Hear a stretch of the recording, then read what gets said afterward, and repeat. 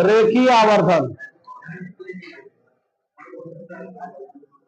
लिखिए।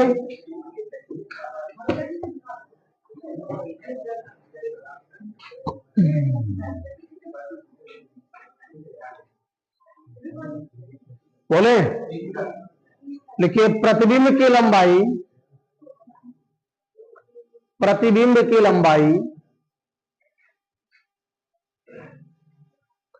तथा वस्तु की लंबाई,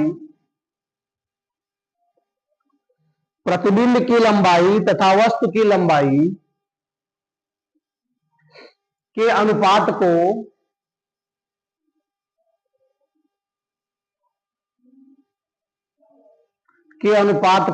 रेखीय आवर्धन कहते हैं। प्रतिबिंब की लंबाई तथा वस्तु की लंबाई के अनुपात को रेखीय आवर्धन कहते हैं। जबकि दोनों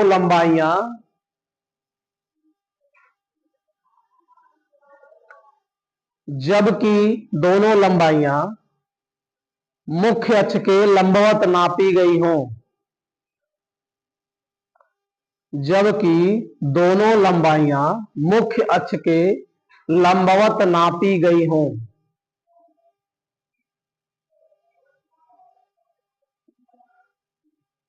हो गया। इसे स्मॉल m से प्रदर्शित करते हैं। हाँ, इसे स्मॉल m से प्रदर्शित करते हैं।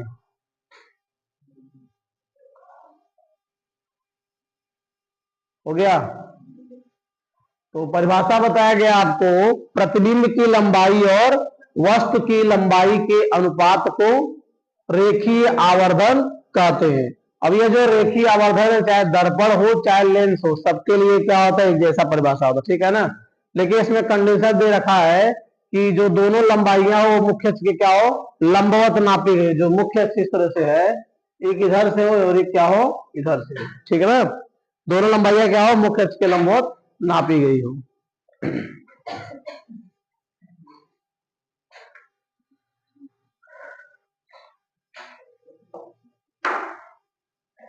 अब हरिन डालिएगा, आवर्धन के लिए सूत्र।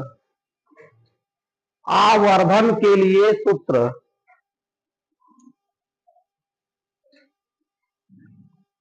आवर्धन के लिए सूत्र। हो गया। चित्र बनाइएगा।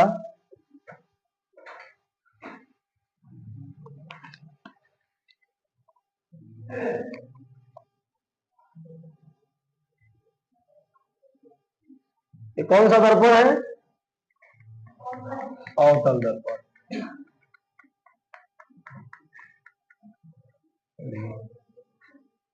इसका क्या नाम है, इस रेखा का, इस रेखा का क्या नाम है, ध्रुव।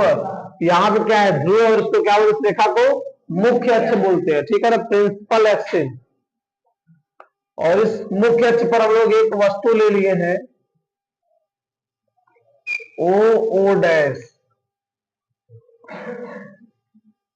परिभाषा लगाएंगे यहां पर, मुख्य अक्ष के समांतर चलने वाली प्रकाश की किरण ओ डैश ए दर्पण के बिंदु ए से परावर्तित होकर मुख्य फोकस से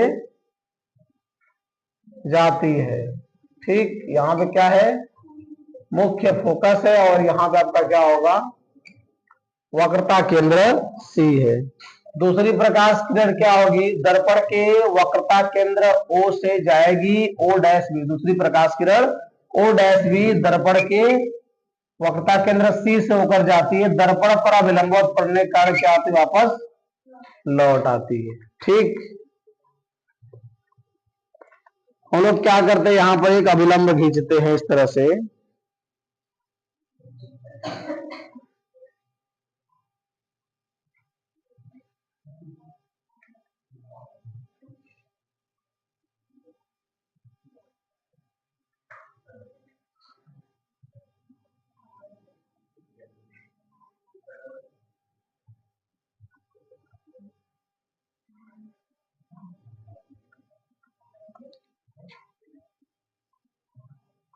बना लीजिए चित्र।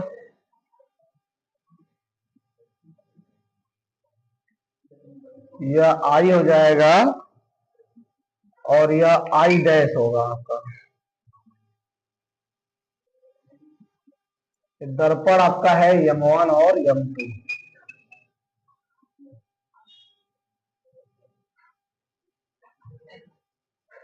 चित्र बना लीजिए।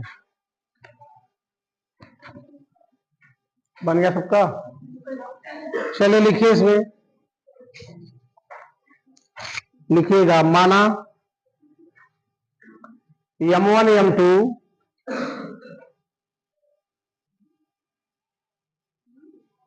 माना M1 M2 एक अवतल दर्पण है।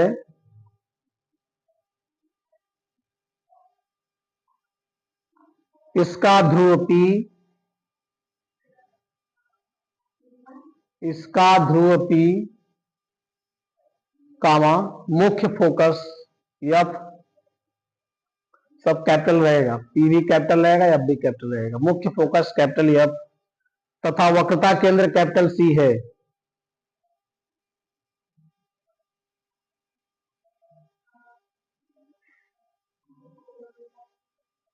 वक्रता केंद्र कैपिटल C है। हो गया। इसकी मुख्य अक्ष पर एक वस्तु OO डैश रखी है। इसकी मुख्य अक्ष पर एक वस्तु OO डैश रखी है जिसका उल्टा तथा वास्तविक प्रतिबिंब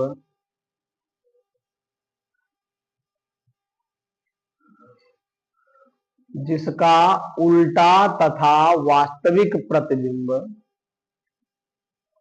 आई डैश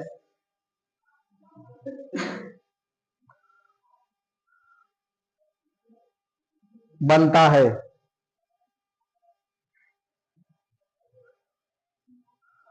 हो गया। अतः वस्तु की नोक, अतः वस्तु की नोक O डैश से चलने वाली किरण, अतः वस्तु की नोक O डैश से चलने वाली किरण O dash P, O dash P यहां से यहां तक O डैश P हो गया। परावर्तन के पश्चात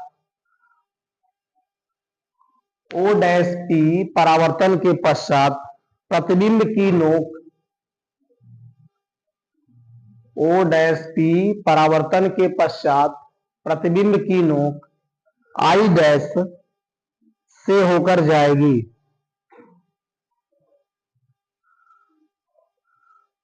हो गया। से होकर जाएगी। नीचे से लिखिएगा, चूंकि अक्ष PO, चूंकि अक्ष PO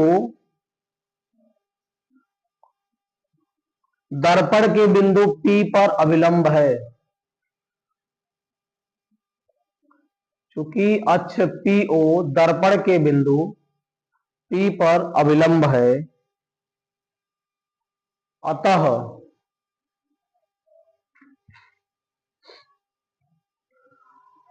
हो गया।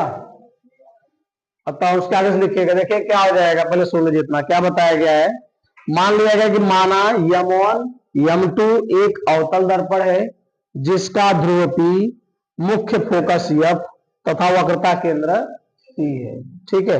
दर्पण के मुख्य अक्ष पर एक वस्तु OO डैश है जिसका उल्टा तथा वास्तविक प्रतिबिंब आई डैश पर बनता है। ठीक, या आई डैश बनता है। इसलिए क्या हो गया, वस्तु की नोक O डैश से चलने वाली प्रकाश किरण O डैश P प्रतिबिंब की नोक परावर्तन के पश्चात प्रतिबिंब की नोक I डैश से होकर जाएगी। फिर बताया गया चूंकि जो PO है या कहते OP जो है दर्पण के बिंदु P पर क्या है, अभिलंब है, इसलिए क्या हो जाएगा, जब अभिलंब होता है तो आप जानते हैं यह जो किरण है ओ डैश पी, कौन सी किरण है, आपतित किरण है। ठीक है, तो यहां पर कोण क्या बनेगा, आपतन कोण। ठीक है, और ये कौन सी किरण है, परावर्तित है, यहाँ क्या बनेगा, परावर्तन कोण। लिखिएगा उसके आगे अतः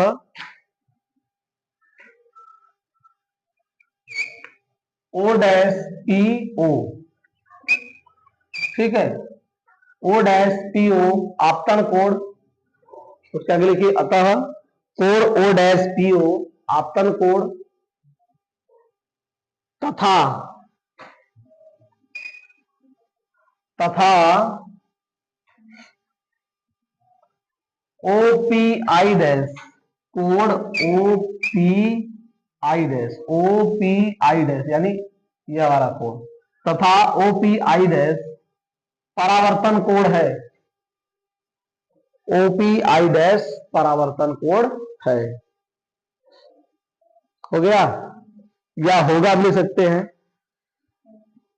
चलिए अब देखते हैं,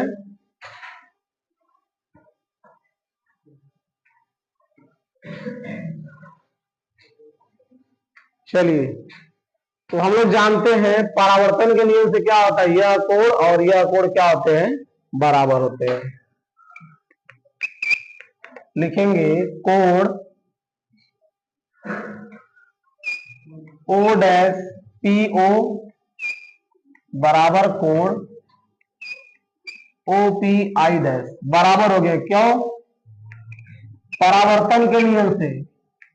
ठीक है, परावर्तन का नियम क्या होता है,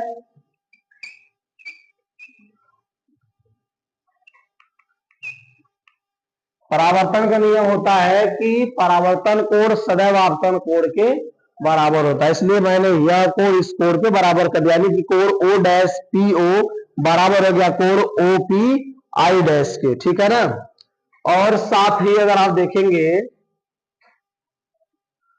कोण पी ओ ओ डैश, यह कोण कितना बनेगा, समकोण बनेगा 90 अंश, और ये भी कोण कितना बनेगा, तो पी ओ ओ डैश बराबर कोण क्या हो जाएगा, पी आई आई डैश। क्यों बराबर हो गए, समकोणिक है या समकोण है लिख सकते हैं। ठीक है, यहां लिख दिए समकोण है। ठीक, जब यह समकोण हो गया इसका मतलब त्रिभुज पी ओ ओ डैश और त्रिभुज पी आई आई डैश दोनों क्या हो गए, समकोणिक हो गए। लिख देंगे अतः त्रिभुज पी ओ ओ डैश तथा त्रिभुज पी आई आई डैश समकोणिक है।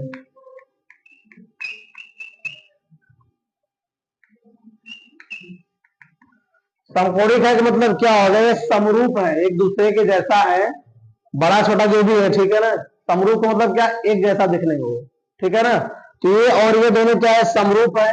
समरूप में क्या होता है, अगर ये कोण समकोणिक आप बोल दो इसको समकोणिक हो गए। ठीक है, इनके क्या होता है, किन्हीं दो भुजाओं का अनुपात इनके किन्हीं दो भुजाओं के अनुपात के बराबर होता है। ठीक ना, संगत भुजा कह सकते हैं। तो देखिए यहां पर हम लोग ले लेते हैं, पहले ये वाला लंब वाला ले लेते हैं। ठीक है,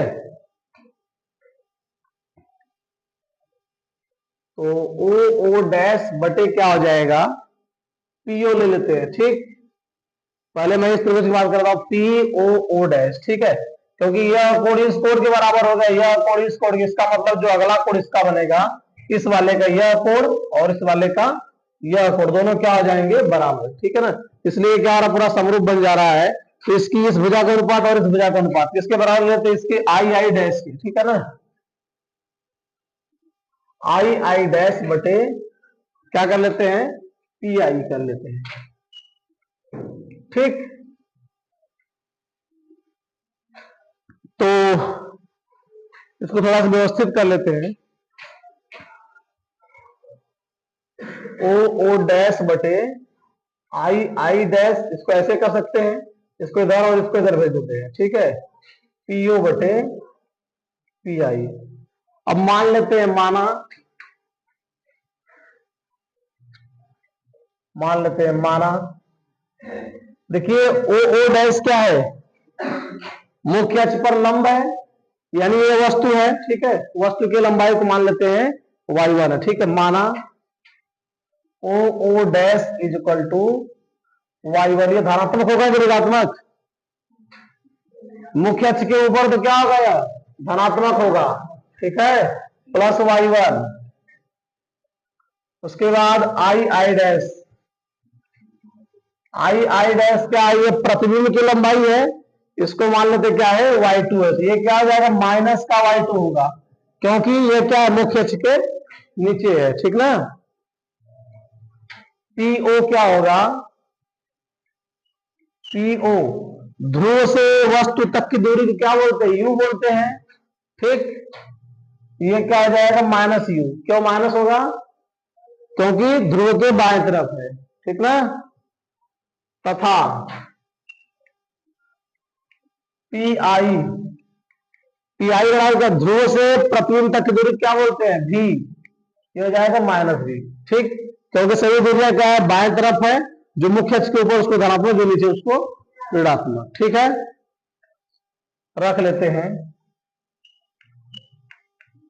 तो ओ डैश हो गया आपका y1, और यहां हो जाएगा y2, PO माइनस का U, ये y2 कितना ऋणात्मक है ना, और ये माइनस का V हो गया। तो minus y1 upon y2 is equal to क्या हो गया, U बटे V, ठीक। माइनस उधर शिफ्ट कर लेते हैं, तो हो जाएगा y1 बटे y2 बराबर माइनस का U बटे V। देखिए रेखीय आवर्धन का परिभाषा क्या होता है कि प्रतिबिंब की लंबाई और वस्तु की लंबाई। तो यहां पे क्या वस्तु की लंबाई और प्रतिबिंब क्या है, इसको उल्टा कर लेते हैं, व्युत्क्रम कर लेंगे, ठीक है। जब इसको उल्टा कर लेंगे तो क्या हो जाएगा, y2 बटे y1 बराबर माइनस V बटे U लिख लेंगे। अतः आवर्धन